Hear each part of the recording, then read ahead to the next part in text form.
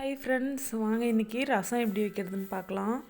எண்ணெய் ஊற்றிக்கலாம். எண்ணெய் வந்து நல்லா ஹீட் ஆனதுக்கப்புறம் கடுகு போட்டுக்கலாம். 2 வரமிளகாய் எடுத்திருக்கேன். இதோட கொத்தமல்லி, கருவேப்பிலை எடுத்துக்கிறேன். போட்டுட்டு இதோட வந்து தக்காளி 3 தக்காளி, ஒரு 10 பல் பூண்டு, கொஞ்சமாக வந்து சீரகம் போட்டால் மிக்ஸி ஜாரில் அரைச்சிருக்கேன். அந்த பேஸ்ட்டை ஊற்றிட்டு ஒரு 1/2 டேபிள் ஸ்பூன் மஞ்சத்தூள் போட்டுக்கலாம். போட்டுட்டு தேவையான அளவு உப்பு போட்டுக்கலாம். போட்டுட்டு இதை வந்து நல்லா வதக்கிக்கோங்க. இது ஒரு தக்காளி ரசம், ரொம்ப சூப்பராக இருக்கும். ரொம்ப சிம்பிள் தான் பண்ணுறது, டேஸ்ட் ரொம்ப சூப்பராக இருக்கும். ட்ரை பண்ணி பாருங்கள். இப்போ ஒரு சின்ன சைஸ் புளியை வந்து சுடு தண்ணியில் வந்து நான் கரைச்சி எடுத்துக்கிறேன். நல்லா கரைச்சிட்டு அந்த புளியோட சக்கையெல்லாம் எடுத்துடலாம். எடுத்துகிட்டு அந்த புளி தண்ணியை மட்டும் ஊற்றணும்.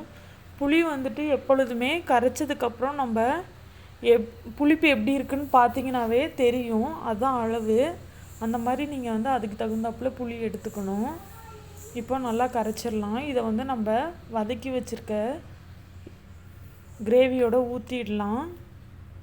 இப்போ வந்து ரசத்தை வந்து நம்ம கொதிக்க விடக்கூடாது. நுரைச்சி வந்த உடனே ஆஃப் பண்ணிடணும்.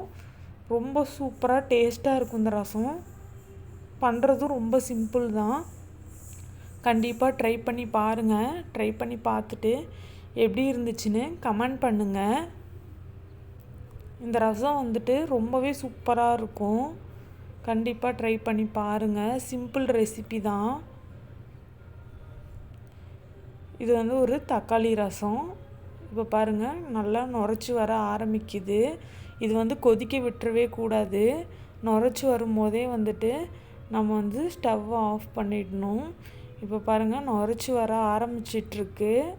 இப்போ வந்துட்டு நம்ம ஸ்டவ் ஆஃப் பண்ணிடலாம். பாய் ஃப்ரெண்ட்ஸ், அடுத்த வீடியோவில் பார்க்கலாம்.